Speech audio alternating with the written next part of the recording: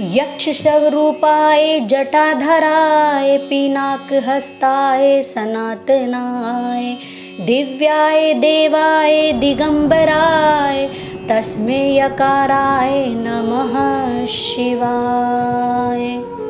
हरे कृष्णा। श्रावण मास वर्ष में आने वाला ऐसा पुण्य प्रदायक मास है जिसका श्रद्धा और निष्ठा पूर्वक पालन करने से भगवान शिव की विशेष कृपा प्राप्त होती है। ये अत्यंत शुभ और पवित्र समय है जब मनुष्य अपनी आध्यात्मिक साधना को तीव्र बना सकता है।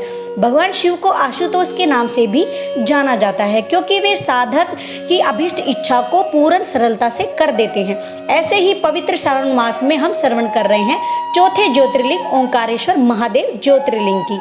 ओंकारेश्वर मंदिर मध्य प्रदेश के खंडवा जिले के मंधाता जिले में स्थित है। कहा जाता है इस द्वीप का आकार ओम जैसा है। यहाँ पर ओम के आकार में नर्मदा नदी भी बहती है। इस शिवलिंग के पास एक और शिवलिंग है जिसका नाम है ममलेश्वर मंदिर।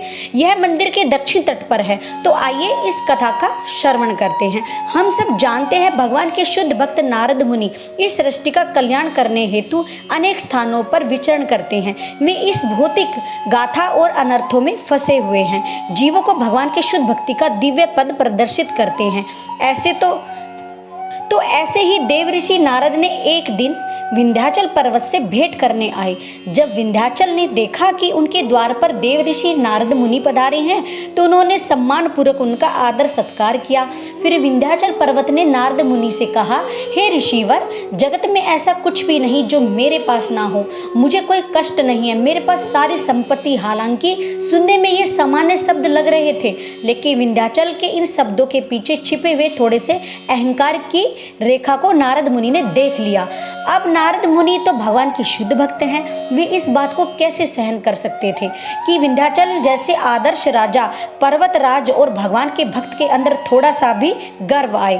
तो उन्होंने सोचा क्यों ना विंध्याचल का उद्धार किया जाए। इस प्रकार सोचते हुए नारद मुनि ने गहरी सांस भरी और कुछ नहीं कहा। नारद मुनि का ये व्यवहार देखकर पर्वतराज विंध्याचल को आश्चर्य हुआ। उन्होंने नारद मुनि से पूछा, हे मुनिवर, मेरी बात सुनकर आपने इतनी गहरी सांस क्यों ली? क्या आपको मेरे राज्य में कोई कमी दिखाई दे रही है? नारद मुनि को तो इसी क्षण की प्रतीक्षा थी। राजा के पूछते ही उन्होंने उत्तर दिया, हे राजन, ये बात सर्वदा सत्य है कि आप इस जगत में पाए जाने वाले संपूर्ण ऐश्वर्य के स्वामी हैं। लेकिन आप पूछ ही रहे हैं तो अपनी जिज्ञासा को संतुष्ट करने के लिए मैं बता ही देता हूँ कि मेरू पर्वत कितना विशाल, उसकी शिखर का तो कहना ही क्या, लेकिन आपका शिखर तो मेरू के सामने थोड़ा छोटा सा है। बस इतना कहकर नारद मुनि वहां से चले गए। नारद मुनि की बात सुनकर राजा विंध्याचल मन ही मन अपने जीवन को धिक्कारने लगे। निश्चय किया कि वे महादेव की घोर तपस्या करेंगे और उनसे मनचाहा वरदान प्राप्त करेंगे। इस प्रकार निर्णय लेते ही राजा विंध्याचल मान्यता द्वीप पर पहुंच गए। वहां उन्होंने पार्थिव शिवलिंग की स्थापना की। इसके उपरांत अगले 6 मास तक उन्होंने भगवान शिव की घोर तपस्या की और भगवान आशुतोष उनकी तपस्या से प्रसन्न हो गए और उन्हें दर्शन दिए। जब महादेव से वरदान पाने का समय आया तो राजा विंध्याचल ने कहा, हे प्रभु, आपके दर्शन पाके तो मैं कृतार्थ हो गया। मेरी यही इच्छा है कि आप मुझे ऐसी विवेक बुद्धि प्रदान करें जिसके उपयोग से मेरे सारे मनोरथ पूर्ण हो जाए।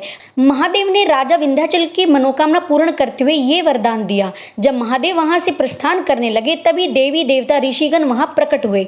भगवान शिव से प्रार्थना करते हुए कहने लगे, हे प्रभु, कृपा इस पार्थिव शिवलिंग में आप सदैव के लिए निवास करिए, लोगों का कल्याण करिए। उनकी प्रार्थना से भोलेनाथ ने उनकी प्रार्थना भी स्वीकार की। जिस स्थान पर विंध्याचल ने तपस्या की थी उसी मांधाता द्वीप में विराजमान हो गए। वहां जो एक ओंकार लिंग था वे 2 रूप में विभक्त हो गया। प्रणव में जो सदाशिव थे वे ओंकारेश्वर नाम से विख्यात हो गए और पार्थिव मूर्ति में जो शिव ज्योति प्रकट हुई उसे परमेश्वर महादेव के नाम से जाना गया, जिसे आज हम ममलेश्वर महादेव कहते हैं। इसके पश्चात सभी देवता अपने अपने लोक में वापस चले गए। ओंकारेश्वर महादेव के दर्शन करने का महत्व बताते हुए श्री शुद्ध गोस्वामी जी कहते हैं कि जो मनुष्य ओंकारेश्वर महादेव के दर्शन करता है उसे माता के गर्भ में पुनः नहीं आना पड़ता, यानी कि वो इस भौतिक जगत से मुक्त हो जाता है।